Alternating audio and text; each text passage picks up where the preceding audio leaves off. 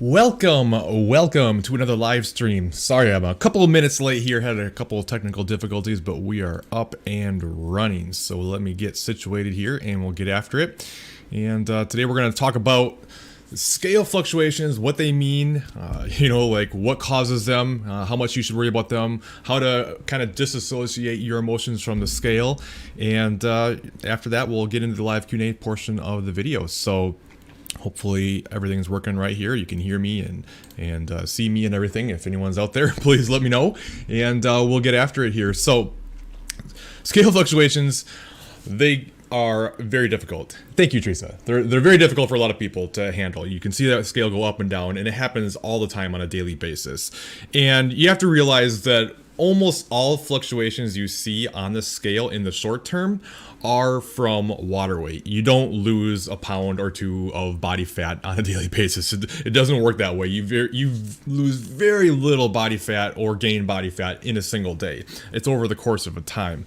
So that being said, while there's a lot of correlations as to why weight may go up or down, there's also a lot of danger in getting too caught up in what those correlations might be. And what I mean by that is this. So some of the things that make the scale weight go up and down each day, up to several pounds even, are things like, like I said, it's all water weight. So hormones, your sleep, your sodium intake, inflammation from exercise. Like when you're really sore, you're going to have more inflammation. That's going to show up. Changes in digestion, things like, how many fluids you drank, how much food is still digesting in your system when you wake up the next day. So there's a lot of reasons why it goes up and down. But it doesn't always correlate, and it doesn't always make sense, and you don't want to get too caught up in that number and trying to figure out why the weight either went up or down, because you'll just end up going absolutely crazy. And this is something I see all the time. It's like, I did this. I stuck with my numbers perfectly, and my scale jumped up 2 pounds. Why did that happen? And then, like on another day, well, I had my refeed, and the weight actually went down. Why would that happen? Well, it just doesn't always make sense. Like, yeah, we can have correlations, like having more sodium. Like a lot of times when you go out to eat, you'll eat something that has a lot of sodium in it. Typically, foods at a restaurant are just loaded with sodium, and you can see a spike on the scale because of that. Because the more sodium you have beyond what you normally consume, your body is going to retain extra water until you eventually pee it out. That's not a bad thing. It's just how the body works. But sometimes you might have more sodium and then wake up the next day and weigh a lot less. It's not always going to make sense. And if you get too caught up on trying to wonder, like, why is it happening this way? Why did I do this and the weight did this on a day-to-day basis? You're going to go insane, because it's just not always going to make sense. And a lot of the time, it's not going to make sense. So you want to disassociate that and look at the bigger picture. So something you want to consider is pretty much when it comes to daily weight fluctuations, they mean nothing. Like literally absolutely nothing. So don't even worry about any weight on any single day. It's meaningless. Now, weekly averages over like each week, looking at an average of the 7 days, which I'll talk more about that in a few minutes here, that can show more of a trend, but there's still going to be fluctuations even within that, and then changes over like a month, this more body-related changes over a month. That's what tells a much better story.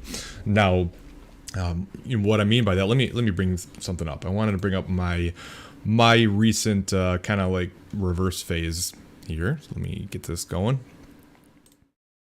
There we go. So I've been doing this for, what has it been, 16? Yeah, I'm on week 17 right now, and I've been just holding higher calories for quite a while now. But I wanted to show you some of the fluctuations in weights and just kind of help explain what I'm saying here. So what I do, and what I really recommend, is you weigh yourself each day, and you want to do it first thing in the morning after going to the bathroom and before eating or drinking anything, as this is the most consistent time of the day by far. Other times of the day, you've had some food, you've drank, you've moved around, you've sweated. There could be a lot of things that change that weight throughout the course of the day. So that first time in the morning is going to be the most consistent. It's not perfect, but it's the best time of the day to do it.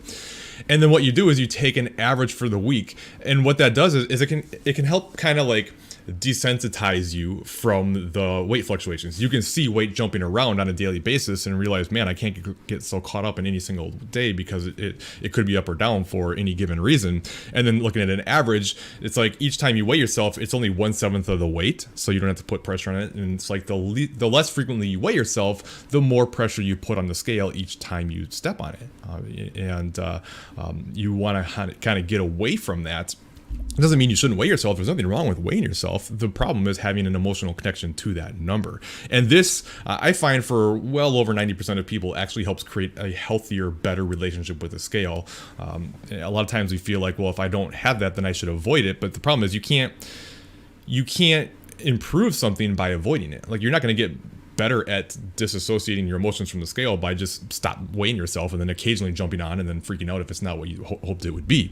So anyways, if we go back and look at my previous 16 weeks or so, I've been maintaining pretty well. I've been within the same couple of pounds for the last 16 weeks or so. And but with that, the weight has fluctuated even on a weekly basis. So on daily, of course, we can see some large fluctuations. I mean, if we look back, let me find one that makes sense here. Here, right away, week 3. If we look at this, I'll make this a little bigger for you. So if we look at week 3, I started the week at 170.4 and then 171.6, and then all of a sudden I was 174.1.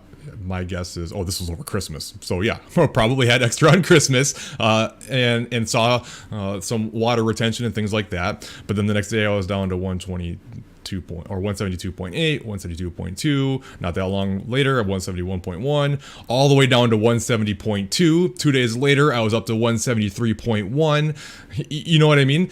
So on the daily, it's just going to jump around, and you can't get like excited because you saw a drop or get like panicked because you saw it up. It's just going to happen. But even on a weekly basis, it's still going to go up and down. So if we take a look back, so I was 171.5, kind of within the same half a pound here, and then it went up a pound, and then it went down a half a pound, and then it went up 0.7 pounds, and it went down 0.7 pounds, and it went up 0.5 pounds, and then stayed there, came back down another over a pound, eventually came back up another pound, now up even more, but over time, so it's up, it's down, it's up, it's down. So there's still fluctuations even within your weekly averages. So you don't want to panic because you saw the scale go up on 1 week. 1 week doesn't really mean anything. It's just helping show a trend. And my trend over 16 weeks has been, I've been roughly kind of fluctuating between the same couple of pounds.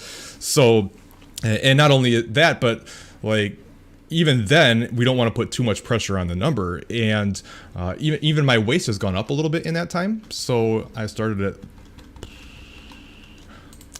35 and 1/8 inch. So when I say waist, that's around the belly button, not like the waist like your pants. So around the belly button. And now I'm 35.75. So what is that? Like almost around 2/3 of a pound, something like that, or 2/3 of an inch, I should say. The thing is, though, I am noticing myself personally, like, it doesn't make a whole lot of sense, but I feel like I look better. I am noticing my pants actually fit looser than they did before. Like, I'm actually a whole belt loop down from where I started. So even though my waist measurement is up and my weight is up, why should I worry about that when I feel like I look better and I know that my pants are fitting better than they used to? Like, that's very subjective feedback, right? So we never want to get too caught up in the scale number, and you have to understand that it's all thinking big picture, and especially if you're new to training, you can build some muscle and there's just a lot that's involved with weight. And at the end of the day, it's not a number you're after. Nobody knows about your number. It's about a look that you're going for. We still don't want to put too much pressure on it, but you need to consider these things. So let me see what else. I got some notes to make sure I don't miss anything. Another thing I wanted to talk about. A lot of people do a weekly weigh-in. Maybe this is something you do. this is very dangerous, and it's not something I recommend. I mean, for some people it's fine, but I find that most of the time that causes more harm than good, because like I said before, the less frequently you weigh yourself, the more pressure you put on it. Plus, you may be abnormally high or low that day that you actually weigh yourself, but you wouldn't know it if you have any other feedback. So, let me find a good example here. I won't use the most extreme example, but I'll use something that might make more sense. Okay, so if we go back to like week 4, let's just say the last day of the week was the day that I weighed myself. So I don't see any of this weight. I only weighed myself here. I weigh myself on the next week, and I'm like, oh, okay, I'm down 0.6 pounds, sweet. And then the next week goes by, and then all of a sudden it says 172.3, and you're like, oh crap, I'm up 0.7. And then you go down the next day, and it's like, oh, I'm down 0.8. But the problem is, like, what if, let's say for instance, I had weighed myself on let's say I weighed myself this day for I weighed myself for my weekly weigh, and it says 170.5, much lower than any of my previous weeks. I was 172, but I see 170.5. I don't see any other data, and I weigh myself that day, and I'm like, whoa, I lost a couple pounds, crazy. But then let's just say the next time I weigh myself, now I weigh myself this day, and it's 172.6, and you're like, crap, I did everything I was supposed to do. I followed my macros perfectly. I got all my exercise in, and I gained over 2 pounds. Screw this. What's the point? It's not working, and you get frustrated by it. But it's like, maybe the day that I weighed myself where I weighed less, maybe I was a little dehydrated. Maybe I got much better rest than usual, and I ate more of my food earlier in the day, so I had nothing in my system when I woke up. I was well hydrated, things like that. Now let's say the next week, especially for you females, maybe you're hormonal. It's that time of the month, you're holding more water. Maybe you went out to eat and you had more sodium. Maybe you're, super sore from your training, and maybe you're having some digestion issues. Maybe you need to take a giant poop. Let's just throw it out there. You know what? It weighs more than you think you do. And if you are backed up, that's going to be more weight inside your body. Remember, weight is every single thing in your body. It's not just body fat. That's a very small percentage of what you weigh. So things you just need to consider. And it's so dangerous to get caught up too much in that number and worrying about it. So I just wanted to kind of throw it out there, and let me see if there's anything else. And if anybody has any questions, feel free to ask. I've only got a couple. I think that was mostly it.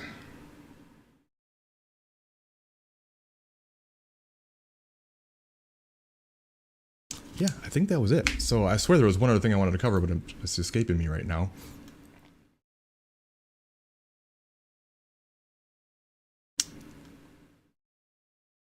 All right, I guess that's it. So any questions, let me know. Otherwise, I will get into the questions that I do have that were preloaded. Before I get into that, if you are interested in online coaching, I just wanted to mention that go to my website and head to the coaching section, and I'll help you guide you through your process.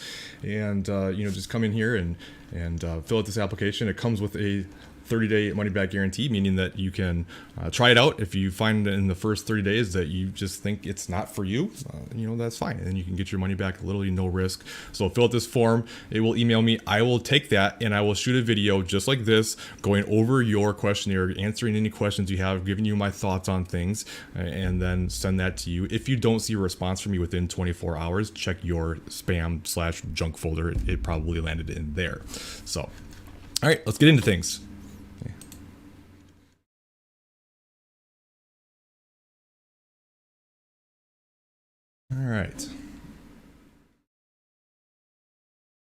All right, is it normal or common for a hunger to increase a few months into a reverse?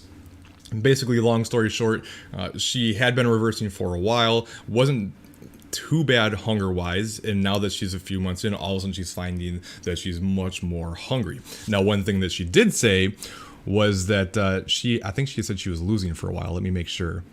Yeah, lost a little at first, and then it's been pretty consistent the past 6 weeks. So, first of all, let me say this. It's not uncommon, it's not abnormal, but it's not necessarily common or normal either. I always kind of hesitate when people say, is it normal? Because I hear that all the time. Is it normal? Is it normal? Is it normal? And it's like, there really is no such thing as normal. Like, everyone's so different, right? So it doesn't, just because like you might be a little bit different than anybody else doesn't mean something's right or wrong. You know, it's just how your body is responding. But I would say it's not abnormal. And a lot of times reverse diet hunger is even worse. Especially if you did it for a very long time, especially if you cut for a very long time. And in this case, even though your calories are up, you've actually lost a little bit of weight. So even though your calories are up, you're technically in a calorie deficit, right? It seems confusing because you were on, what was it? 1,700 calories and now you're at 2,300 calories, so you're eating that much more. How could that possibly be a calorie deficit? Well, it probably isn't now, but it was before because you were losing weight. Remember, the body's very dynamic. So as you reverse, sometimes some pretty crazy things can happen.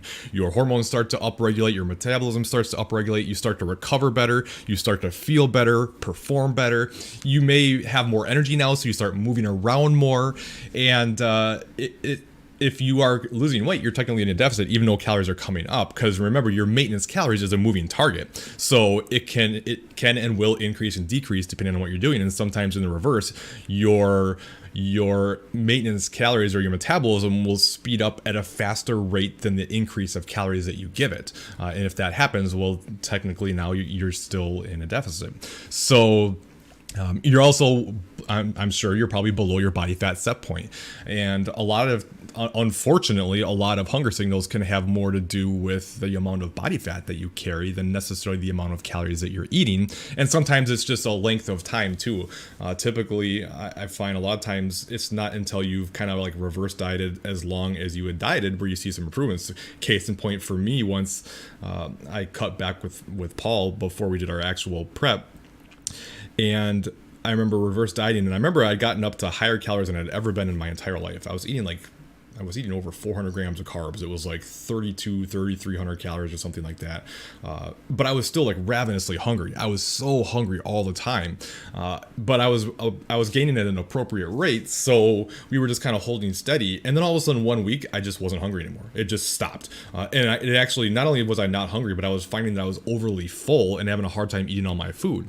Eating the same amount of calories, but completely different hunger. And it's because most likely that my hunger hormones had finally stabilized. They finally got back to a better place. I'd been long enough since I started the process that things had finally started to settle. So your hunger isn't necessarily a direct correlation of the amount of calories you're eating. And consider too the psychological aspect. When you are cutting, it can make it easier to accept hunger because you're like, well, it's just part of the process. I'm seeing results. I'm losing body fat. It's worth it. Now you shift to a reverse diet, and what's your focus go to now? Instead of losing weight, your focus is literally now eat more food. And where your mind goes, or your body goes, right? So if you're focused and your goal is to literally eat more, that's on your mind all the time. And in that way, you feel more hungry because you just want more and more and more. So there's a psychological aspect to it too. So just know that, as you potentially gain a little bit more weight, as you increase calories, that will help get your leptin levels back up, and that will help a little bit as well, a little bit more time. Of course, you can do things like make sure you're eating plenty of protein, stay well hydrated, eat plenty of vegetables and higher fiber to help, but it may just take time. And like I said, unfortunately, the fastest way is to gain body fat back, but if you don't want to do that, which you probably don't, then you need to give it time for your body to regulate and adapt to the new body fat level that it's at, and that can take time. How much time, it just depends on a lot of different factors. So something to consider. Looks like I got a question, so let me go back to that. Slow day, but that's okay. I got caught up with knowing when and how much to drop calories. I've been around 200 for the last 3 to 4 weeks. I hope that's a typo. Should I drop calories down now? I think I originally dropped too low. Oh, you must mean 200 pounds, I'm guessing. I thought you meant 200 calories. I'm like, oh. So if you've been around the same weight for 3 to 4 weeks, then yeah, it's probably time to adjust. But make sure you're looking at more than just weight. Make sure you're taking pictures and comparing side by side. A lot of times people will take pictures and just go, well, I took pictures, but I'm not seeing any difference. But they don't actually physically put them side by side. And it makes a big difference when you do that. When you put them side by side like that, then you see what's happening. And if you see changes, or if you see measurements changing, then you're not necessarily in a plateau. Like it's what we're always looking for, one of those things to be changing. So one of weight, physical body composition changes that you physically see, measurements, especially around the waist, around the belly button, or how your clothes are fitting. If you notice that any of those things are changing, then things are happening, and they're not all going to line up. Usually it's going to be one or two of them, but not the others, and then the other ones kind of catch up over time. So if you're seeing changes there, then you can just keep rolling with it. If you aren't seeing any changes in any of those things, now your body's adapted to this, and then you need to get more aggressive to get things moving. I do recommend taking a diet break first and giving it 2 weeks. I find that 2 weeks just typically helps a lot more than 1 week. And it's kind of like, it helps kind of reset, like, for lack of a better term. It's not really the term I should use, but I don't know how else to explain it. But it kind of helps with your hormones and metabolism getting in a little bit better spot. And then you come back and adjust down from what you were doing before, and boom, that gets things moving. I find that works so much better, especially throughout the long haul of the process, than just constantly dropping calories every single time you see a plateau, to the point where you just run your calories down to nothing and you just feel like crap all the time, and it just really is a struggle. But that is the danger of dropping too low too fast, because yeah, you'll see faster results in the beginning, but then as your body adapts, you just lose room to make adjustments to keep the process working. So as always, you want to be really patient, play the long game, and it's just so dangerous to get too caught up in those fast results. The more you can focus on the process over the result, not only are you probably going to get better results, but you'll be much happier too. Okay, 200 pounds, that's what I thought.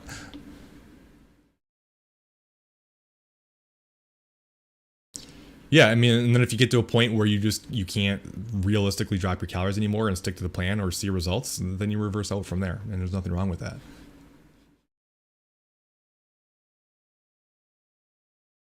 Yeah, exactly.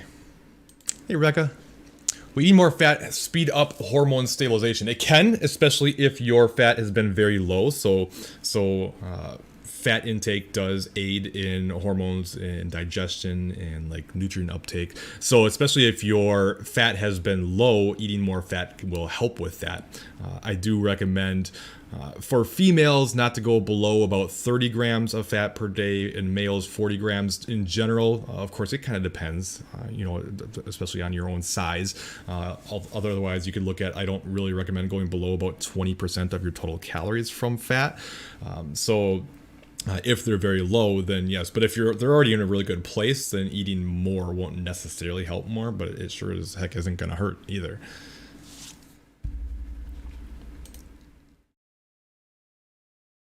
Yeah, so I mean, that's kind of like the trade-off too. Like, especially in the earlier stages of the reverse, it's usually the worst. Usually the first handful of weeks, at least the first few weeks of a reverse, this is when hunger is really, really bad. And it can be really hard to stick with things, but it's also how you keep yourself stable too. And a lot of times will allow yourself to get to a better place where you are eating a lot more food without gaining more body fat than you want. So sometimes there's a lot of value in saying, okay, like it's really hard, but I need to gut this out. And that's what I did with my reverse. And this is just because I've had so much experience with it now. Like I knew that, okay, I didn't cut for that long. It was only 12 weeks with like 4 weeks of them being diet breaks. So technically like 8 weeks. But the first couple weeks, it was like I wanted to eat anything and everything. I was just so starving. It was like there was no helping. But I was like, I want to stay as stable as I can here. And I know that if I just stick it out for a while, eventually this is going to stop. And in about 2, maybe 3 weeks later, while my calories hadn't come that much higher, I just felt much less hungry. And because of that, I was able to stay stable and keep increasing calories. And the problem is if you increase too fast because you're so hungry, but then and especially if you're overeating your calories, then you're going to keep gaining weight really fast, but you don't want to increase your calories because you're like, well, crap, I'm gaining, so I can't increase my calories. And then you just kind of keep overeating, not really getting anywhere, and you just keep gaining, and you never really get anywhere with your calories. Whereas if you keep systematically increasing them over time, you can keep yourself stable, and over time, you can get your calories nice and high in that kind of like magic window of time when your body just really starts operating fast. But it only happens when you stick with it. But that doesn't mean it's right for everybody. If you cannot stick to the plan, for like in your case, if you were just like, there's no way I can function on this 1,200 calories and I cannot do this, then increase your targets. I would much rather have you say eat 1,400 or 1,500 calories consistently than try to stick to 12, but then binge 1,200, binge 1,200, binge 1,200. You know what I mean? Because then you're going to be eating way more anyways. It's not about your target calories; it's what you actually consume, regardless if you track them or not, right? And unfortunately, like I said, the fastest way to reduce that hunger is to gain that fat back. But that's obviously not what most of us want. So it's definitely a balancing act for sure, and it's a challenge. But anyways, you're very welcome. Thank you. You're welcome too. All right, let's get to your question, Tatum. I know you've got one over here.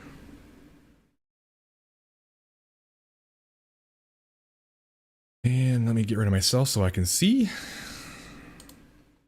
All right, what happens if you gain 20 pounds reverse dieting for 3 to 4 months, overeating or raising calories too fast, experience puffiness, leg swelling? Is it okay to mini cut and start over asking for a friend? Started the reverse after keto and extended periods of water fasting, also detrained, been under eating and running 3 to 4 miles a day. So you basically just ran your body into the ground. And this exactly what you're saying here is exactly why you were so ravenously hungry, because you were way too aggressive and just put your body into into a state of shock, like screw this, I can't do this, and I do need to recover. And it probably was good that you increased faster to feel better. But then on the flip side, that's what causes the more excessive weight gain. But keep in mind too, like coming from keto background and not training, so you lost muscle, you had like no muscle glycogen whatsoever, you lost all that water weight that comes from a low carb approach, and then all the fasting and everything else. So some of that weight, a good portion of it, is going to be increased water, glycogen, got back into training, so you're going to rebuild some lost muscle, there's going to be some inflammation. So it's not like you gained 20 pounds of fat, so keep that in mind. But to answer your question, I definitely would not recommend going into a mini cut. It's probably just going to make things even worse because you just haven't given your body enough time. Unfortunately, when you gain really fast, it doesn't necessarily and often doesn't mean that you're going to recover your metabolism that much faster. I mean, it can to a degree, but not at the same rate of the amount of fat that you've gained, if that makes sense. So when you do it in extreme measures, it's like, and I have a video on this that you may like, that I think would help explain this better. What the heck was it called?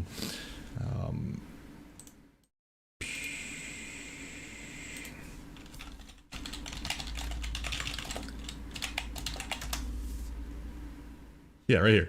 Why yo-yo dieting makes you fatter and how to fix it. So if you want to check that one out after this, I would recommend it. And it talks about how if you just make big spikes quickly in body fat, you'll see a small bump in metabolism. I'm giving you hand gestures and you can't even see me. So if you make a big spike in calories and you see a big spike in body fat because of it, you might see like a tiny increase in metabolism, but it's not going to be the same rate as the amount of fat that you gained. And then when you do that quickly, your body hasn't had enough time to adapt to these higher calories. If you slash your calories again to try to cut again, okay, you've already seen it, so you already know. But if you try to slash your calories and cut again right away, your body's not going to respond, most likely. It's only going to make things worse. You're going to have to start the process all over again. You're probably going to go right back to being ravenously hungry and feeling like crap. And then what will most likely happen, unfortunately, is you'll probably gain even more and more and more. And it's just going to continue this pattern. And you have to kind of delay that short-term gratification to play that long game and, think big picture. Learn from your mistakes. Don't beat yourself up or feel bad or guilty or anything like that. Like, we all make them, but we need to learn from them. Like, it's fine to make mistakes. The problem is when you make the same mistake over and over and over again, that becomes an issue. Mistakes are fine. They're great. Like, that's how you learn. It's from making mistakes and failures. So learn from it, but don't I have a video too about like when it's okay to mini cut, and but this situation is not one that would make sense for sure. So just focus on fueling that body well, focus on training well and building muscle and setting yourself up for success. And I'm not here to tell you what you want to hear. I'm here to tell you what you need to hear. But it's going to be for the best. I promise you. If you try to rush back into it again, you will regret it. And if you stick with it, you won't regret it.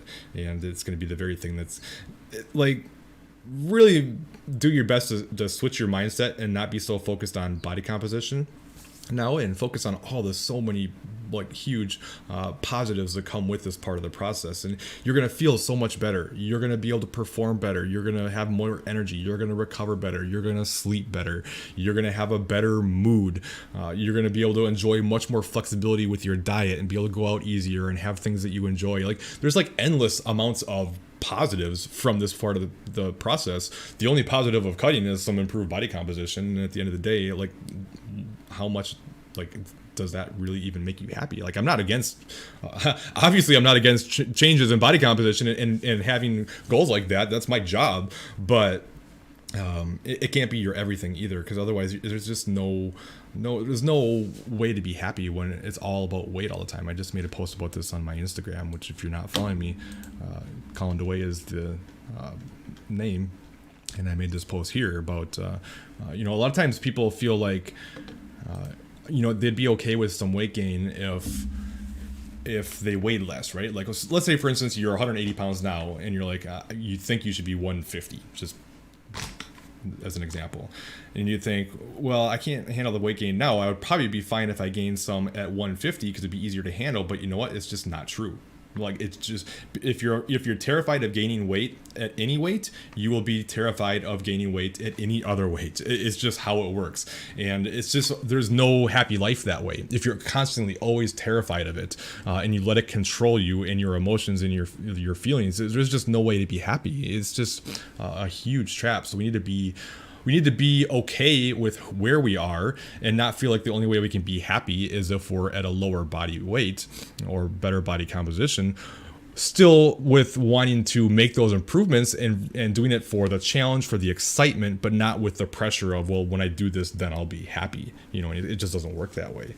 And when you switch that mindset around from the result and chasing and speed to lifestyle, just take whatever you get and don't create these expectations, it changes everything. All right, let's see. I think you've got some more comments. Let me make sure I didn't miss anything. I had to increase fast because I was way too lethargic. Yeah. That's good. I'm sure there's a combination of water and body fat. But that's always the balance. Like, there's nothing wrong with increasing faster and being okay with gaining more weight to feel better, but that's the trade-off, right? Like you can either do it faster and feel better faster while gaining more weight, or you can do it slower and continue to feel worse, but gain less weight. And you get to choose which one is more important to you. It sounds like that was probably the right decision for you in that case. And now we learn and we grow and we get better. You got your whole life ahead of you to do this stuff. So nothing's final. You can't screw everything up. It's not possible. We just move forward from here. And think about it this way.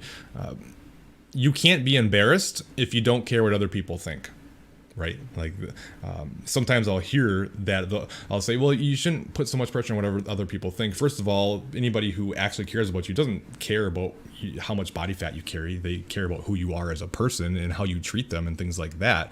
And then they'll say, well, I don't care what anybody else thinks, but I care what I think, and it's embarrassing. But I'm like, well, no, that doesn't make any sense, because you can't be embarrassed if you don't care what other people think, right? Like, what's there to be embarrassed about? Because you don't care, right? So just something to consider. Is it okay to increase cardio or steps even if gaining too much on a reverse? You don't want to increase your cardio in an attempt to take away any body fat that you've gained from a reverse, because that's the opposite of what you're trying to accomplish now. You can increase your cardio a little bit and eat more calories if you want. There's always that trade-off, but remember that if you're going to cut down the road, your body's going to get used to whatever you're doing, and you don't want to be doing a bunch of cardio once it's time to cut again, because then that's your now new baseline. I mean, you can make some small increases, and it's all about a balance, and it depends on why you're reversing and everything else. But it's usually not a great idea to try to make up for it or anything like that. So hopefully that helps. You mentioned that you need to shock the metabolism when initially cutting. Is there a follow-up to that? Oh, here we go. Been eating at about 2,100 calories for 4 weeks. I'm worried if I drop too low, I won't be able to sustain eating in a severe deficit. If I were to cut from 21 to 18, I don't want to end up at 15. So what you do when you start a cut, you want to make a bigger change to make sure the body like elicits a response. And then when you see plateaus down the road, then you make smaller changes to get the process working again. So you don't make those big changes every single time that your body plateaus. So let's just say, for instance, you started a cut and you dropped your calories by 500 to get things moving, maybe added a little bit of cardio, and you start losing some weight. Eventually your body plateaus. I do recommend taking a diet break first. Then when you drop your calories, you're not going to drop your calories another 500. You're going to drop them maybe like 100 or something. I usually recommend between about 5 to 10%. So in your case, if you were eating 2,100 calories, that would be like 105 calories would be 5%. So between like 100 and 200, probably most likely somewhere in the middle, maybe around 120, 140 calories or something like that. And then also add in a little bit of extra cardio to get the process working again. But if you don't make a big enough change to begin with, then your body probably won't respond. Everyone has sort of like a certain threshold of calories you need to get to for the body to elicit a response. And that's why I sometimes say, like, just because you get your calories sky high in a reverse doesn't mean you're automatically going to be able to diet on more calories. You kind of have to hit that threshold. And some people can make bigger changes or smaller changes. Like some people can get away with just a small change to get things moving. Other people need to make bigger changes to get things moving. Everyone has sort of like a different adaptive metabolism. Some people's adapt really fast and some people not as much. People who have very adaptive metabolisms, they love reverse dieting because they can just keep increasing calories like crazy and they barely even gain. But then it makes the cutting process much harder because as soon as they drop their calories, their body starts adapting. You just have to keep dropping and dropping and dropping, right? Whereas people who would have a metabolism that don't adapt very fast, they have a much harder time with the reverse diet process because their body wants to gain every time they make increases. But then at the same time, once you eventually go down the cut later, well, now your body doesn't adapt to these changes so quickly and you can ride those calories out better and longer before needing to make more changes. So there's always pros and cons. So always keep that in mind too. If you're like super jealous of someone who is able to like increase calories really fast and not gain or whatever, obviously there's a lot of circumstances involved as well, but hopefully that helps clarify things. Hey Jake. Always. Is it bad to eat below BMR? A lot of people will argue that and say that you shouldn't. I say it depends. And I also say you don't really know what your BMR is. Like, unless you're going in and getting that actually tested, like in an actual chamber and everything, then it's going to be at least relatively accurate. There's still going to be a degree of error there, but just using some sort of calculator is not going to help. Because it doesn't know you. It doesn't know your genetics. It doesn't know your dieting history. It doesn't know how adapted you are to whatever you're doing. And so you don't really know what your BMR is. And I do have a video about how to know how low your calorie or how low calories is too low. I think it's called that. Let me find it. It is one I recommend.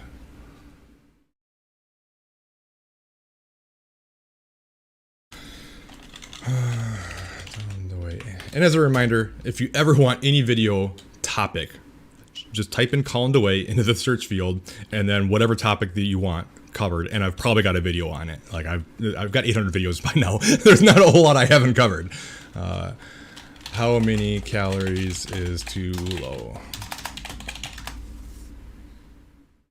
Yeah, there we go. How many calories is too low? So That kind of covers some warning signs to look for, some things that are personalized to you in terms of like how to know like, okay, how much fat is too low, like I already talked about, some signs that your body's being run to the ground, things like that. But there isn't necessarily an amount of calories that I say is too low. It just depends on how well you're responding, how you're feeling, how are you recovering, things like that. There's some numbers that I wouldn't generally go below, but it's so different for everybody. Like there's a big difference. Like low calories is relative to the individual, and yes, some of it is like size. Like 1,200 calories may not feel very low to someone who's 5'4" and 110 pounds versus someone who's 6'2", 250, right? Like one might be appropriate, the other one probably not so much. But even within, like, even if the stats are all the same, everyone's got different metabolisms. It's just not, that's why I don't really like TDE calculators and things like that, because you can take two people and they have given the exact same numbers, same activity levels and everything else. One might be able to eat significantly more than the other. It's just the way it is. So low calories depends on how well things are going for you, and if you can realistically stick to the plan, if you're seeing results and you don't mind it, then you can keep going lower, knowing that you can't really damage your metabolism, but you don't want to do it for too long, and you don't want to stay down there forever, knowing that you can reverse diet back out and undo the suppression that happens from that. But the lower you get, the more danger there is in that, and the less time you want to try to spend grinding it out. And if you're eating super low calories and feeling like crap and you're not responding, get out. So many people get so terrified of gaining weight that they'll spend a year, 2+ years eating horribly low calories, feeling like hot garbage, just allowing their body to just continue to adapt more and more to those low calories, making it that much harder to reverse out. So you can't stay down there. Get in and get out. Thank you. Welcome. Cut way too low because I wanted to kickstart my fat loss. Yes. It's a very common mistake. Slow and steady wins the race. It really does. The more aggressive you get, the more you try to rush the process, the worse the process is going to go, the worse you're going to feel, and the worse results you're going to get in the long run. So we got to be patient. You got to slow down and just focus on the process, because the more you try to rush it, the more extreme you've got to go, and the more likely you are to have your body start fighting you, and the worse you're going to feel, and the more you're going to likely have binging episodes and things like that. Like it's just nothing good comes from rushing the process. Always remember, you got your whole life. What's an ideal weight for a 6-foot male that is 10% body fat? I can't answer that. It's going to be different for everybody.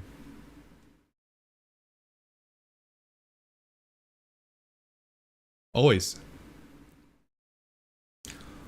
Whenever I cut, even on small deficits, I lose mostly muscle, even though I work out like that. Always. How do you know you're losing muscle? Like, I don't think you know that. You might think you are. And one thing to consider too is, first of all, I mean, you're going to lose some muscle whenever you cut. We're trying to minimize those losses as much as possible. And the way you do that is by not rushing the process. The faster you lose weight, the more likely you are to lose muscle. So try not to lose more than about 1% of your weight on average per week. Eat a high protein diet. Keep up your strength training intensity. Take frequent diet breaks, refeeds, all more things to not rush the process. And that will help minimize the muscle loss when you cut. But what can happen too, especially for leaner individuals who are in a deficit, then remember, your muscles hold glycogen and water, and that fills out your muscle, and it gives them the appearance of looking better. When you deplete those muscles, especially if you go on a very low carb approach, your muscles are going to start looking flat, and especially if you go very low sodium too, you're just going to look super flat, and it gives you the appearance like you've lost muscle, but you probably haven't lost actual muscle tissue. They're just not as full. And a lot of people, especially leaner individuals, I talked about this recently on Instagram, they actually look better, and I know I always look better a couple pounds up from the end of my cut in the start of my reverse, because you start filling back out again and the muscles look bigger because they're nice and full, versus being depleted. So that's something to consider as well. But if you are actually losing muscle, then make sure you're using those strategies to keep them as much as possible. but I don't know how you know that you're losing muscle. And keep in mind too, even if you're doing testing, lean body, they don't look at muscle, they look at lean body mass. And lean body mass is everything in the body that is not body fat. So it's muscle, but it's also bones and organs and blood and skin and hair. It's everything, right? And even if you were to take a test and it showed you had say 100 pounds of lean body mass, and then you drank a gallon of water, let's do a little math.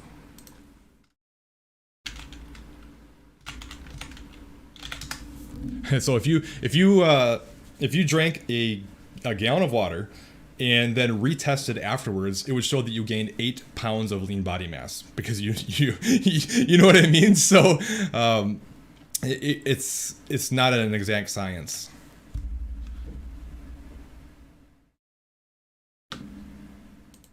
Yeah, and that's exactly what I'm just saying right there. So first of all, the in-body tests are horribly inaccurate. They can literally have up to a 10% error. So you can take those tests and then do them right afterwards, and they'll say 6% different.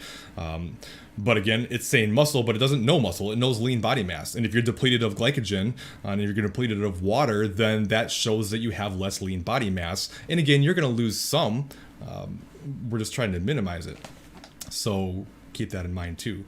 And if you go in dehydrated or whatever else, it's going to show that you lost more lean body mass. But it can't differentiate between lean body mass and muscle. I was on ultra low fat, high carb, vegan diet, weighed 20 pounds less but I was eating more than I do now. Am I missing something? Oh wait. I was almost at my goal weight, so I lowered my calories to 1,000 and my fat to 10 grams. Yeah, that's way too low for fat. And yeah, so I mean, hormonally, you just got all jacked up from that. You don't go below 30. Really try not to ever go below 30 to make sure you keep that. But that it's also a good lesson too. And this is a very common thing, where you get close to where you want to be, the body's fighting you and it's giving you all the warning signs that it's done, but you're like, no, I'm so close, I can't stop now, I've got to go. And you try to push it when it's not there, and then you continue to try to push it, and you continue to get more aggressive, and you make things worse. And then instead of just being okay with being a little higher than you wanted to be, but roughly maintaining that, instead it just runs you into the ground, and you end up gaining a bunch of weight and overshooting because of it. So instead, get as far as you can get in whatever dieting phase you're in. Once it's not working anymore, or you're over it mentally or physically, then you reverse diet out, and then you can keep chipping away at it over time, taking it in different phases. Because it's if you really think about it, what's going to be different about your life a few pounds down to hit a goal? What's really going to change? Pretty much nothing, right? So when you're thinking that big picture instead, and knowing that just because you're not there now doesn't mean you can't eventually get there, and you're going to have to do this as a lifestyle anyways, it changes everything.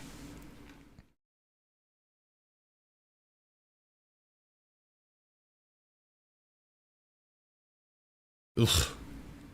What even is that? Good grief. I hate the black and white way that even just the fitness and health community as a whole tends to look at foods and macros and everything else. It's just, there's literally no research to support anything that people say. It's just stupid.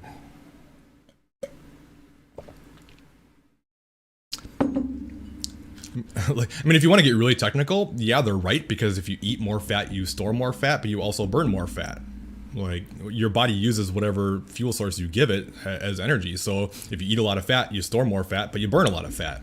And that's the mistake of that people think with keto. Well, if you eat all this fat, then you're going to burn a lot of fat. Yeah, you're burning tons of fat, but you're also storing a lot more fat too. It's just the net difference. If you eat more carbs than you do, if you eat a lot more carbs instead of fat, you're going to store less fat, but you're going to burn less fat too. It's about your net balance. That's why we say calorie deficit, because it doesn't matter your fuel source.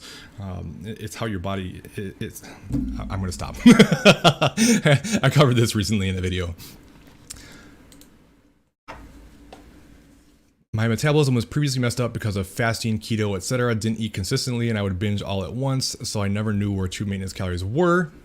Wasn't lifting constantly, running to try and lose fat, which you now know is wrong, which is very true. I've been eating at 21 calories and lifting 4 days per week, and letting my small deficit come from exercise. Currently skinny fat, dropping about 0.5 to a pound a week. Would you recommend continuing cutting calories and then doing a reverse, or should I reverse try to build metabolism? So I'm usually going to recommend, just especially coming from a yo-yo approach, to do the reverse. It sounds like you're losing, so it's not like you can't keep going with your cut, but you need to pay very close attention to how your body is responding. And when I say responding, I don't just mean how much weight you're losing, but also how you're mentally doing with the process and how invested you are and things like that. Because it can be easy to think, well, I'm just going to cut until like I can't cut anymore, and then I'll just reverse from there. But it's easier to say than it is to do, and it's easier to think that when you're feeling okay than down the road when you're going to be feeling much more run to the ground. And that's why the aggressive approaches don't work, because you think, oh, I can just get really aggressive and get as low calories as I need to be, and I'll just reverse diet out when I get there. But then you get there and you're like, I feel horrible, I'm dead, I'm starving, I don't care, I don't care at all, screw this, and then you just end up overdoing it and overshooting previous levels of body fat, because you get into that state where your hormones are all messed up and your metabolism is jacked up, and you just feel so crappy that even though you had the plan of doing a more diligent reverse out, it was so hard to actually follow that, and you just feel like you don't care, and then it just turns into this vicious cycle. So you got to be very cautious about that. I would personally recommend take the time now, reverse out, or go through a nice building phase, especially from a skinny fat approach. I really, really recommend going through a nice long build and take the time to build the muscle. And then down the road, now you can cut from a much better place. So that would be my recommendation. I'm not saying you can't cut, because your body is responding, but you also have to consider how much are you going to be able to do this? How big of a difference is it going to make to get a few more pounds off before starting the reverse, knowing that you're going to be gaining anyways, most likely? Is it really worth that trade-off? It kind of goes back to what I was talking about with Tatum before, like trying to make that extra little bit of push just to try to reach some short-term goal. Usually ends up sacrificing your long-term goals. So as much as we can think big picture, the better.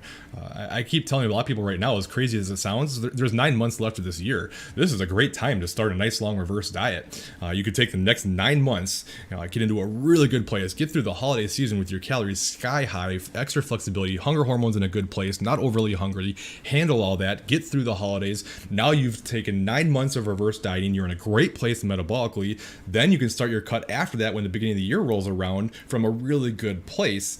Instead of doing what a lot of people do is, okay, now I start dieting hard into the holidays, and then that time comes around, your hunger hormones are all messed up, you're just like over it, and then you end up just gaining a crap load of weight during a really challenging time of the year, and then you recycle that process, right? So it's something to consider.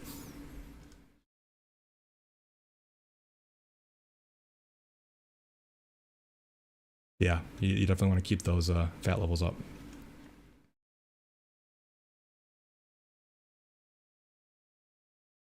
Hey, Michelle. Recovering from surgery. Oh, hopefully it went okay. Total of 12 weeks of zero strength training. I have been at maintenance and macros, and I am at goal weight. What would be the best approach once I resume lifting? With that much time off, Michelle, you can just literally do anything. You know, I know you're an experienced lifter too. So with that time off, yes, you're going to have lost some muscle and everything. And keep in mind, like, yeah, you've been maintaining, but you probably have more body fat and less muscle than you did before. I mean, that kind of what happened with me. This post that I did recently on Facebook about weight, this is where this picture came from. So I showed this and showed that they were both at 178. The left was prior to my surgery. I had to have an eye surgery, and then I wasn't able to lift for, I think it was about the same amount of time. I think it was around 12 weeks or something like that. And this was me after 12 weeks. I maintained. Clearly, I have less body fat and more muscle in this picture than this picture, so consider that. But then I also, once I was able to get back into training and I still roughly maintained, my body came right back to this in not a whole lot of time. I think it was like about half. I actually documented it on YouTube. It was called like a muscle memory series or something like that. And I went through the process of, okay, how long does it take to rebuild muscle after you lose it? Using myself as an example. And obviously, like, how it went for me doesn't mean how it's going to go for everybody, but I did like measurements around my arms and thighs and stuff, and paid attention to body composition. And it was 12 weeks, no lifting. And then after 6 weeks of getting back into training and everything, I still weighed about the same, and my sizes were back, and I was basically back to normal again. So it took half the time that I was gone to get it back again. So muscle memory is very real. It comes back very fast, and the training response is very powerful. So once you get back into it, you're not going to have to do anything super specific. Just get in there and do anything that you enjoy and have fun with it, and just get back into training. Your body is going to build on almost anything. You're going to get those newbie gains, like you when you first start lifting, and you can see really good progress doing practically anything. And you see, and that's kind of the trap too for a lot of people, is because you do see such fast progress when you first get started. That it makes you feel like, well, if I just do this, like I'm just going to see all these great results. But then those newbie gains go away, and the longer you do it, the slower the results are going to be, and the more specific you have to be with whatever training protocol you're doing. And it really kind of gets defeating when you stop seeing that super fast progress like you do in the beginning. But now you're starting from fresh. Now you're going to get that again, and you're going to build really fast. So you don't even have to, I mean, you can start some sort of like generic program if you want, if it helps you, but you can literally just show up and just lift weights and just push yourself a little bit, and it'll come back really fast, and enjoy that too. And my best piece of advice I have for you is, and this goes for any situation in life where you feel like you're starting over, don't compare anything to the past, and look at progress you make now moving forward and celebrate that progress.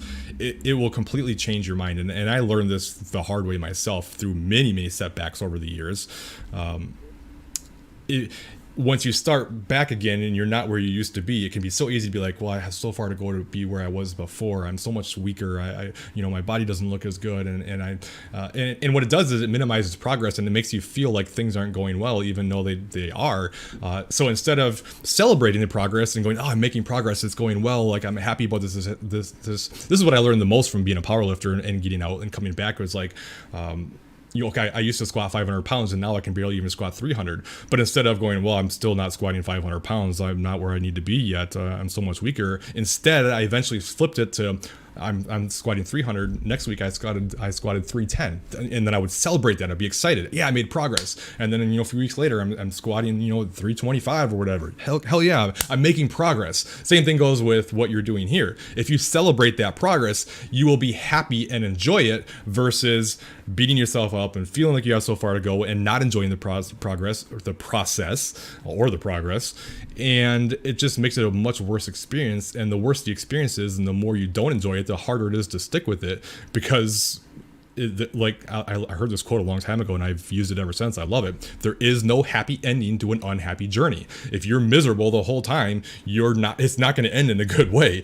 So we need to enjoy it as much as possible, and celebrating the progress you make when you come back is the way to do it. So the person you used to be is gone. That person's done, right? You're now a new person, and celebrate that as you move forward and get back into the swing of things. And I hope everything is going well with your recovery, and you're getting back into it.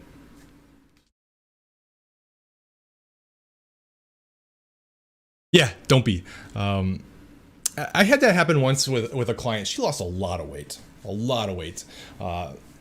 and I think she lost like 60 or 70 pounds or something like that.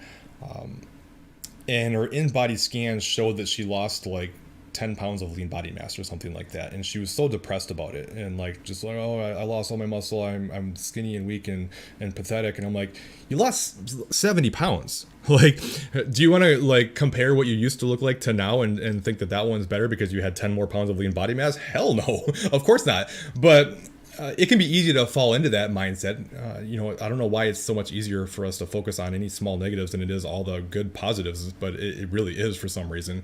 But it's like, no, you're so much better off now than you used to be. Now you're starting to reverse. Anything you did potentially lose is going to come back. Plus, you don't even know that you did lose that muscle. It could be a lot of water weight. So, instead of focusing on the negatives of anything from a journey, always focus on the positives as much as possible. Awesome. I love to hear that. Any tips on continued dieting while on vacation? No scale or ability to track macros. Is keto the safest choice for those week weight? No. especially if you're not already doing keto, that would be like as backwards as could be to me. Like to me, life is about experiences and memories. And like, what are you going to care about 5 years from now? Are you going to care about what you weighed on like April 1st of 2022? Are you going to care if you gain 2 pounds while you're on your vacation? Or are you going to care about the experience and the memories you created from your trip? I think most of us hopefully are going to care much more about that. And I'm not saying there's anything wrong with continuing to diet if you want to and prefer to, but usually a vacation is a time to be more flexible with things, to enjoy the experience, not be more rigid with things. But I would hate to go on a vacation and then have to like just eat nothing but fat the whole time and not really be able to enjoy things. But there's never a right or wrong answer. You just have to be okay with whatever choice you make. And what I mean by that is like, if you decide I really want to stick to my diet and I want to keep things going the best that I can, then that's fine, and you can do that, but then you can't sit around and mope that you don't get to be more flexible. You're making that choice. Be okay with it. On the flip side, if you're like, you know what, it's vacation, it's a once in a lifetime trip, I'm going to eat anything and everything I want, and I don't even care. I'll binge my face off and drink as much as I want, and I don't care how much like weight I gain. That's fine too. But then don't come back and be mad that you're up on the scale, right? You made the choice. There's usually a balance in between. You can give yourself just a calorie target. Don't worry about macros. Maybe try to get a good protein source with each meal.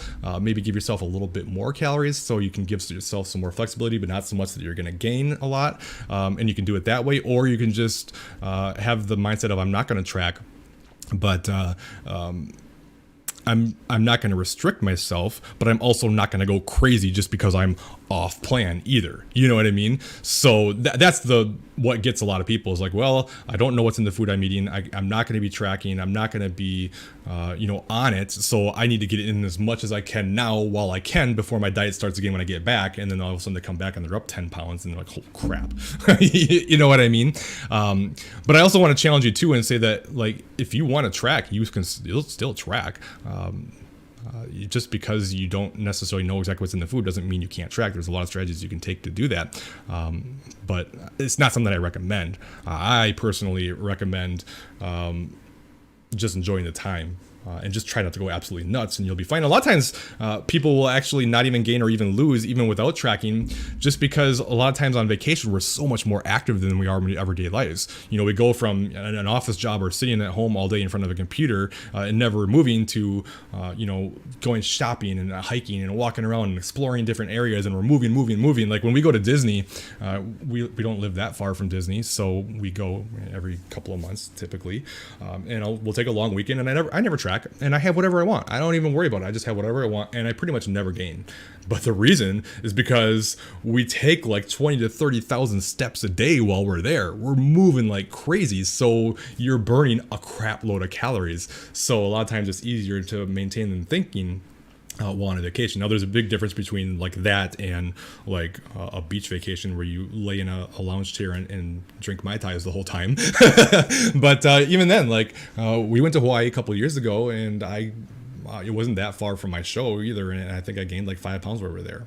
It is what it is. I don't regret it one bit. I loved it. We had such an amazing time, and the Mai Tais and the food were a big part of that experience, and I was fine with it. But you have to be okay with it, right? If you make that choice. We're going to Switzerland later this year. I have the same thing. I'm going to have whatever I want. Thankfully, I'll be in a much better spot metabolically this time, but I'm not going to worry about macros or anything like that while I'm there. That's a once in a lifetime trip. I'm going to enjoy it, and I'm going to enjoy the experience and memories and the food that we eat, and just be okay with it. So, but if you really want to stay on track during your vacation, just look at the options. A lot of times there's a lot of like seafood and lean protein sources you can have. Fill up on more veggies and fruits and things like that. Opt for lower calorie beverages. So instead of like margaritas and rum runners and Mai Tais and stuff that are going to be very high calorie, you stick to like rum and diets or low calorie beers and things like that to help. And just don't fall into the all or nothing mindset. Or something that I do too a lot of times is, well, I'll have whatever I want, but I just eat 2 meals a day. So I'll have and it helps because I'm never hungry in the morning. So I'll have a big lunch and a big later dinner, and I'll have whatever I want, and that's good enough for me. And it helps keep calories down. I think it's oftentimes the endless snacking that gets people. It's just like the roaming and constantly eating a little bit here and a little bit there and a little bit there. And I don't do that a whole lot personally. I'd rather have a big freaking meal of something that I like. and then drinks.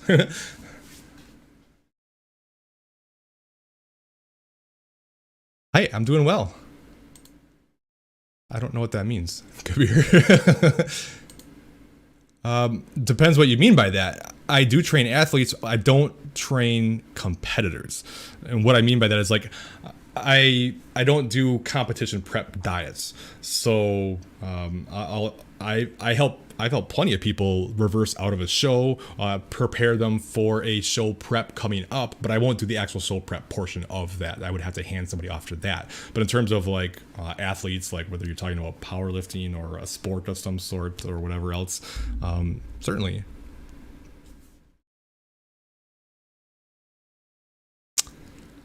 It depends. So fill out an application. Go to ColinDeWaayTraining.com and fill out this form here, and it will shoot me an email, and I'll get back to you. Well, like I said before, if you weren't here, that I will email you back within 24 hours. If you don't see it within 24 hours, check your spam folder, and it might be there. But it just kind of depends on some different factors. So fill that out, and I will let you know what it is based on the application that you get me. I had somebody reached out to me yesterday or the day before and said that some coach quoted them $3,000 for 3 months. I'm like, holy crap. Like, and some people say I'm expensive, but I find that coaching expense, it's kind of like, it's like beauty. It's the eye of the beholder. Some people will tell me, I can't believe how affordable your coaching is. And some people go, wow, you're way too expensive for me. So like, it just depends. And I think it depends on how much you shop around. Like if you shop around to like the big names and stuff, then you'll go, oh, he's pretty cheap. You know what I mean?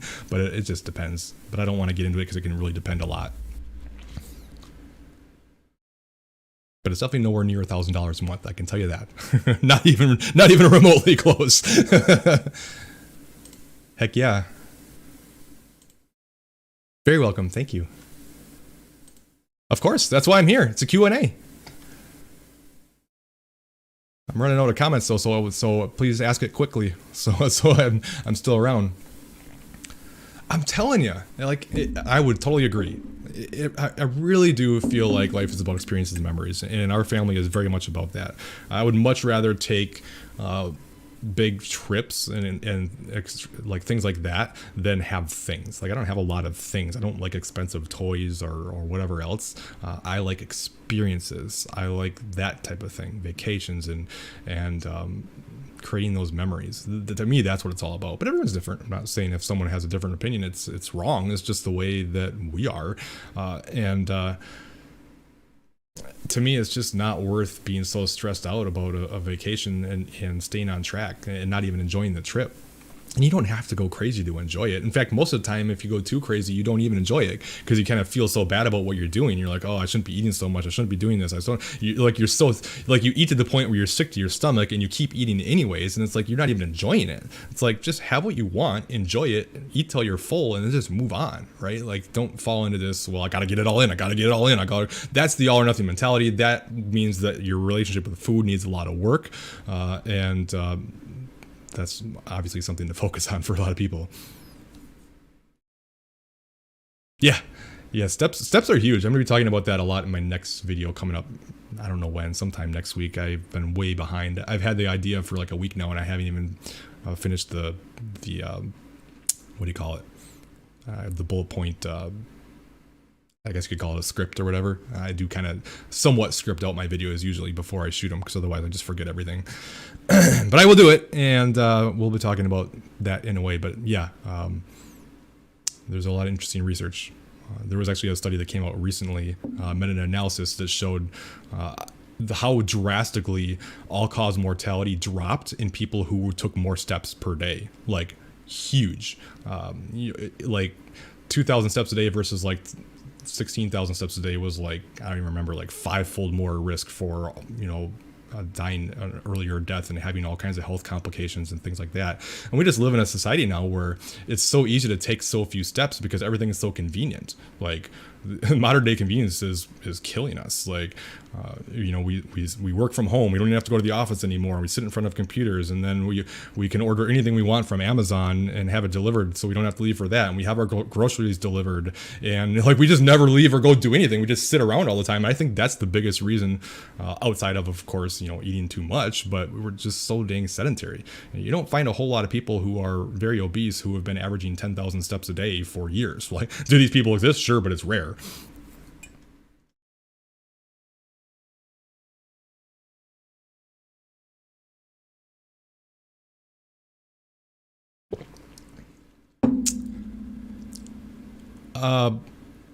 I'm not entirely sure I understand here. If scale moves faster than a half a pound a week, I'm aiming for after a heavy calorie weekend. So like I talked about, if you haven't watched the video from the beginning, and once this is done, go back and rewatch the beginning. I talk about this significantly. That wasn't the right word, but you know what I mean. About scale weight, and don't go by some weight on any given day, especially after a heavy calorie weekend. Go by averages, and again, don't only look at weight. But no, don't. If what you mean by balance it is reduce your calories to make up for it, in a reverse, absolutely not. That's only going to keep you from making happen what you want to make happen in terms of the reverse process. So if you're gaining faster than you want, then don't keep increasing calories and let things settle down a little bit. But don't base that off of your scale being elevated after a high calorie meal, which that actually, if you've been here from the start, I said in the beginning, I thought there was one more thing I wanted to talk about with the scale, and I could have spaced it. That just reminded me what it is. So one thing I'll hear about correlation sometimes too is people will say, well, I ate out and I estimated the best I could, which is great. I don't want you to feel like you can't track just because you don't know exactly what's in it. But they'll say, well, I tracked, but I must have underestimated my calorie intake because the scale went up by a pound, or I must have overestimated because it went down by a pound or a half a pound or whatever else. And that's just not the case at all. The scale going up or down doesn't mean that your calories were off. The reason that the scale goes up and down is because of water. And if you think about like restaurant food, it's usually, like I said before, just loaded with sodium. So you may have hit calories perfectly for all you know. You're never going to know for sure. And we just want to keep it in the ballpark. But you're never going to know. But if it's loaded with sodium, you're going to probably see a spike on the scale the next day, or there's a good chance you will, not for sure. Excuse me. Because of all the extra sodium that you have, and now your body's retaining more water until you pee it out. Or sometimes you have a few drinks with dinner. A lot of times you think you'll see a spike, but you actually see the scale drop because those drinks dehydrated you a little bit. Like, we can't look at daily weight fluctuations and think anything in terms of the number of calories you ate means anything. The number of calories you ate is pretty much meaningless when it comes to any weight that goes up or down in any short time frame. So don't get caught up in that. Thank you for the reminder. That person asked their question yet? Not yet. Did you start working in a gym, or did you start out working in a gym as a trainer? No, I actually went right to online coaching. So I am someone, and I'm thankful that I'm like this, because I know it's a hard thing for a lot of people. I don't really overly think things. I just decide I want to do something, then I just do it, because the more you think about it, the more likely you are to talk yourself out of it. Like, I actually see this like, for instance, if someone applies for my coaching and then they say, well, I need to think about it. At this point, I literally just file them away as they're not gonna join. Like, when you think about things, you don't think about what's going to go right. You think about what could possibly go wrong and all the reasons that you shouldn't do it. And that's not like some knock on like, oh, people should sign up for my coaching. That's not what I mean. It's just an example of the more you think about something, the less likely you are to do it. You're better off taking what your initial thought was of whatever you want and just running with it and not overthinking it, because overthinking is just going to talk you out of it. And what you actually want is the thing that you started with, but you try to protect yourself from from, failing or feelings of disappointment and things, but then you also, protect yourself from ever getting where you want to be. So I am someone who says, okay, I'm going to do it. Let's just do it. Let's figure it out. I don't know how to do it, but we're just going to go. And when we moved from Minnesota to Florida, and I quit my career of 15 years in the printing industry as a supervisor. And thankfully, my wife was able to keep her job working from home when we moved down here. So we at least had her salary. And she wasn't making bank by any stretch, but it was at least enough to keep us afloat while I started to figure out what I wanted to do in the fitness industry somehow. And I did initially plan on probably just joining a gym and just training just to get some experience. But then, as we got down here and I started setting things up, I remember my wife and I literally worked at the same table. Like she had a desk that was a table that she worked off, and then I was in the corner in a folding chair up against the wall doing my thing, trying to figure things out. And I remember just stopping and going like, you know what? Like if I'm chasing dreams, like we're chasing dreams, we're moving to Florida, we're trying to make my job something that I love, and if I'm chasing dreams, then why would I not just go after the thing that I really want to do, which was do online coaching? Why? Everyone always says, well, you need to be a trainer first and get into it. And I'm like, well, why? Why do you have to do that? So I turned to her, I go, you know what? I think I'm going to be an online coach. And she was like, okay. And I just put the wheels in motion and just started trying to figure things out. Some people would disagree with that, and that's fine. But thankfully, it worked out well for me. It took a long time. It took me 3 years to even make what would be considered even remotely a salary. I made 3 years in, I made more money when I was 18 years old being a cashier than I was then. But anyways, that was more than you asked, but I just wanted to kind of throw that out there. Let me know if you would ever be interested. I've thought about doing a video where it's just like my story of how I got here, but I don't like care to talk about myself very much, even though I just did. But if that's something that people would be interested in, maybe I would do that sometime. And then if you went way back on my channel, it's all documented. Like I have so many videos in the beginning stages about trying to make the transition and what we were trying to do and what I was worried about and things like that. But it's kind of cool to look back at some of those videos. The thing I always talked about over and over again was my fear of regret, and that's literally what drives me. That's always my why to keep me going in anything, is I don't want to regret things when I get older. And I said that over and over in those videos.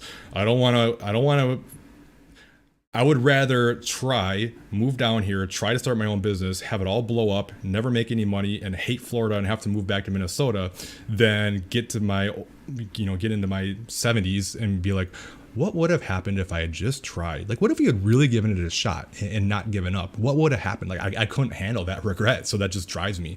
And it's something I recommend that you hold on to, because if you always make decisions based on what you'll regret, you'll always make the right decision. You know what I mean? Oh, you're sweet. All right. End rant. Makes perfect sense. On vacation, just need to overcome my OCD on eating. It's bad as I haven't been eating out for 15 months. Oof. Yeah, and you don't have to do that. Like when I'm cutting, I don't stop eating out. Like I make like lower calorie choices, but I give myself more calories for the weekend to be able to enjoy it more. But my wife and I still go out and have a drink or two and have something eating out. And that's a video idea I have too, is kind of taking the process through that and showing you what it can look like, because the thing that stops so many people is feeling like, well, I'm going to go have these tacos, but I don't know how many calories are in there, so I can't track. Yeah, you can. Like, just give it a rough estimate. Look for a different restaurant that has something similar and just use that, or even just give it a best guess. It's at least going to keep you in the ballpark. And it's like, do you know if it's right or not? No. It could be perfect for all you know. It probably isn't, but it could be. And even if it's off, you're not going to know. And even if there is nutrition available wherever you go, it's not like the chefs are back there like measuring out your butter and olive oil, right? They're just throwing it together and making it good. But if you at least give it a ballpark number and roll with it as if it's right, then you can go throughout the rest of the day and you'll keep yourself in check. The problem is, like I said before, is going, well, I don't know, so what's the point? And then just going off the deep end because of it. That's the real trap. You can absolutely eat out. Even when I was in show prep, I ate out every single week. The prep was 26 weeks. Up until 8 weeks out, I ate out and had drinks on show prep. And then for the last 8 weeks, I'm like, okay, I'm really going to dial it in here now and just make sure I'm just totally spot on. But I mean, it can absolutely be done. 10,000 about 6 days weekly, and I'm always afraid I'm doing too much cardio, but I love to walk. Heck yeah, man. I mean, my wife and I walk all the time, and when we do go out for drinks or whatever, what we usually do is we'll go to a restaurant, we'll park nearby on the street, we'll have something, and then we'll walk to another place and have another drink that's, you know, a half a mile away or whatever, and walk around and then walk the beach or whatever. I know not everyone has that option. That's why we moved here, but. Yeah, I mean, just don't worry about doing too much cardio unless you're just getting run to the ground and overdoing it and not recovering okay, because it's really helpful for if no other reason, it's just healthy. You know what I mean? It can be overdone. The extremes are never the answer. Like there can be taking it too far, but I think you'll know if you are or not. Heck yeah, have fun, man. Being obese, can I lose fat and maintain my muscle if I eat in a calorie deficit and just walk 8,000 steps a day as the only physical activity that I do every day? You're more likely to lose more muscle if you're not strength training. It is what it is. You know what I mean? Like, as long as you're not losing too fast, you're not going to lose as much, but you're going to be much better off training. And not to keep trying to give away my upcoming video, but the majority of slowdowns in metabolism that we see with age is due to loss of lean body mass, like almost all of it. There was a study that showed people from the ages of 20 to 60 lost no metabolism, no slowdowns in metabolism when muscle mass was equated. What happens is you lose muscle as you get older, especially when you get over 50, you lose a lot more. And that's when the slowdowns in metabolism happen. Lean body mass is so powerful for metabolism as well as body composition. But so many people do the opposite of what they should be doing. And instead of training, they go into extreme deficits. They do nothing but cardio. They lose a bunch of muscle. So they just destroy their metabolism even more, and then when they gain it back, they don't gain that lean body mass back. They just gain fat back, and then just recycles, and you just gets like it just slows and slows and slows. You want to keep your metabolism in a good place and make sure it doesn't slow down. Strength train, eat lots of protein. Please still watch my next video. Oh, you're sweet. Thank you.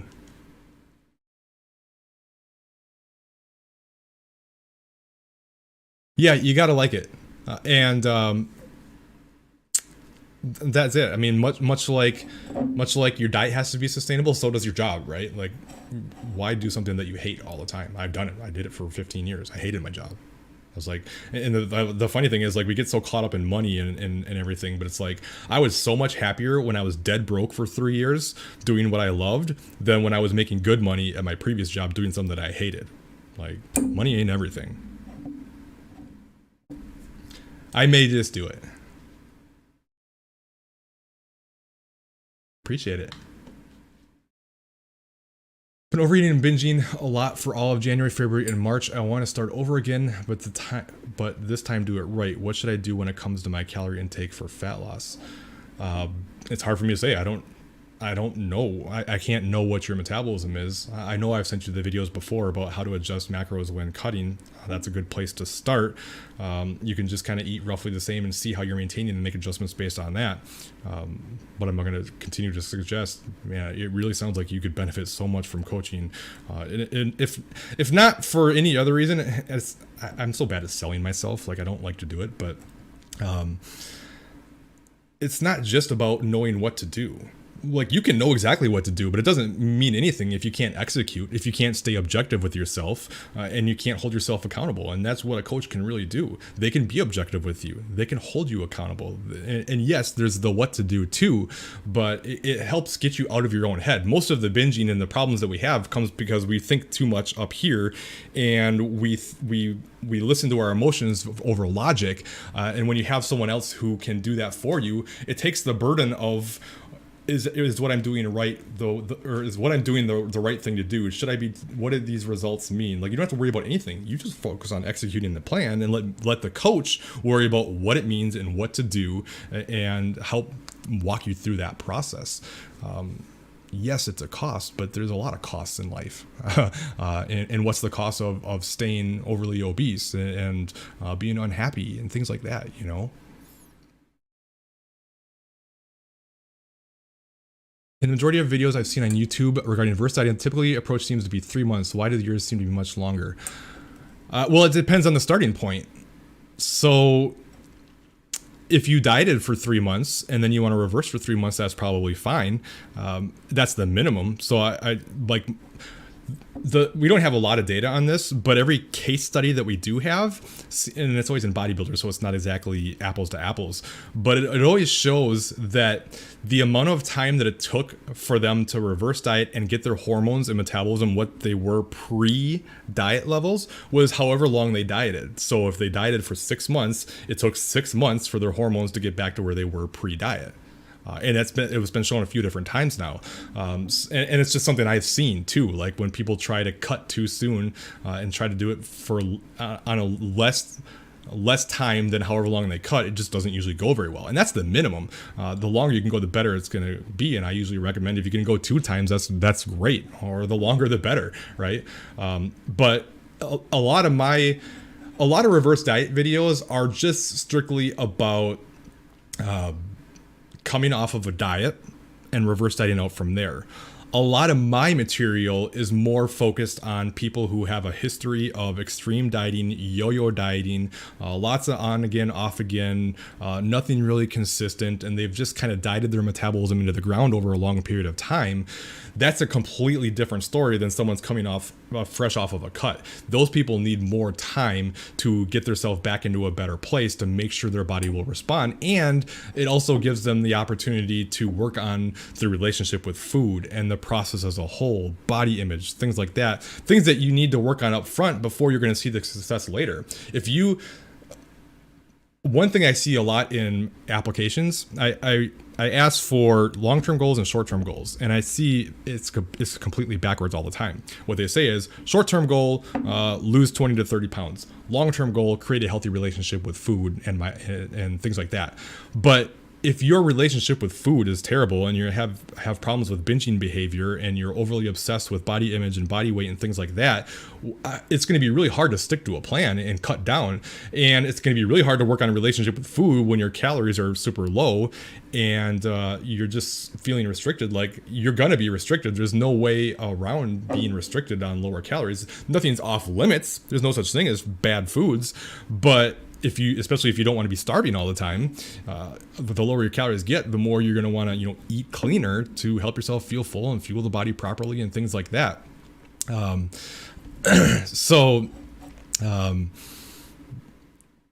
I lost my train of thought. But, so you want to focus on getting yourself into a better spot mentally first, which comes from the reverse diet and having a higher budget and affording you more flexibility and not looking at foods as good or bad, so that when you cut down the road, you can more easily stick to the plan and get the results you want. But you're very unlikely to fix your relationship with food while going into a big deficit. That's just really hard to do. And again, the longer the better. Like, it's pretty rare for me to have someone who reverse diets for that long and then doesn't see some great results when they cut, as long as you're sticking to the plan, of course. All right. How do I start my workout journey when it comes to being obese and a couch potato and I've never done any type of workout or strength training program? In the beginning stages, you can do anything and see results. Anything. And I literally mean anything. Just get to the gym and lift some weights. I don't care what you do. You'll get those newbie gains like I talked about earlier in this video. You can search for like beginner programs. My friend Paul Ravella with Pro Physique, if you go to prophysique.com, I know they have a guide on there. Beginner's guide to workouts or something like that. Download that and just follow that for a while, just to get you into the gym and do something. But don't fall into, I don't know what to do, so I'm not going to do anything. That's a disaster. You're much better off starting. You're never going to have everything figured out ahead of time. This is such a common problem for people. It's like, well, they don't take action because they don't know what to do. And it's like, you never know what to do when you start something. You just do it and you learn and you make mistakes and you grow and you get better from it. But if you try to sit around and figure out how to do everything, you're just never going to start. Everything I did when I first started was quote unquote wrong based on what I know now. Still got results because the training response is so powerful. So you just continue to educate yourself, and or have someone else educate you, and but don't stop yourself from starting because you don't know what to do. But for someone who's obese and a couch potato, just walking is great. It's a great place to start. And then if you can get into the gym, even if it's just once or twice a week, just to get something, and something's always better than nothing. But don't do a complete 180 and go from like doing nothing to now I'm going to lift 6 days a week and do 15,000 steps a day and barely eat. Like, no, ease into things. You didn't diet for 2 years, Tatum. Like, you had on and again, off again. Like, when I say diet, the length of time dieting, that's like a consistent, like I was on plan for the last 3 months and now I'm coming off. But if you've been on again, off again, things like that, then no. And even if you had been lower calories, like I would still, you wouldn't have to do it for 2 years, but I would recommend a year probably to make sure. And keep in mind too, when I say reverse diet, I'm talking about the time of reverse dieting in terms of increasing calories combined with the time of holding higher calories. So you're not increasing calories that entire time. Once you get into a good place, you can just kind of hold those calories, because that's arguably more important than how high you get your calories. It's just length of time out of a diet. Like you need to make sure you have enough room to make adjustments to start the cut, but it really is just not diving into cuts all the time. One of the things that destroys so many people is just constantly they diet for every little thing that comes up. I've got a wedding, and now I've got a reunion, and now I've got a vacation, and now I've got the summer's coming up, and now I've got this and that, and there's always diet, and they just get stuck because they're always in and out all the time. You're so much better off just like taking a whole year off and just saying, I don't care. I'm thinking big picture, getting through it, and then getting down to where you want to be after putting yourself in a good position. And then you're always in a good place, and you don't have to worry about dieting all the time. You know what I mean? But that also comes from making it a lifestyle.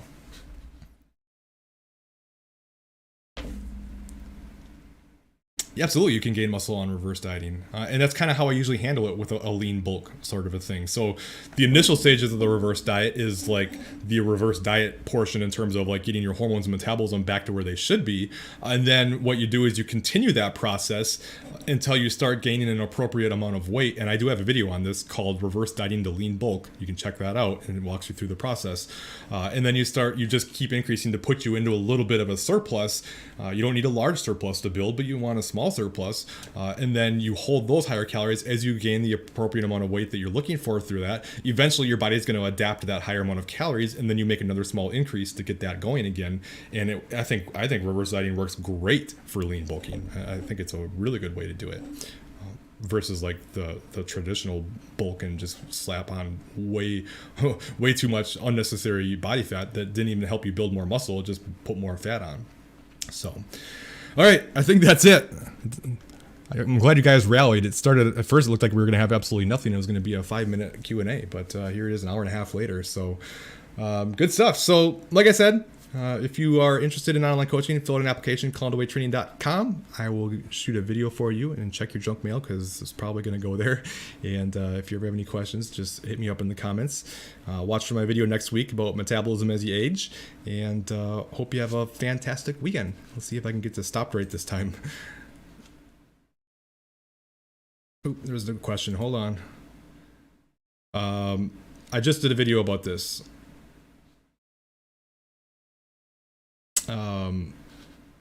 I just did this. Hold on.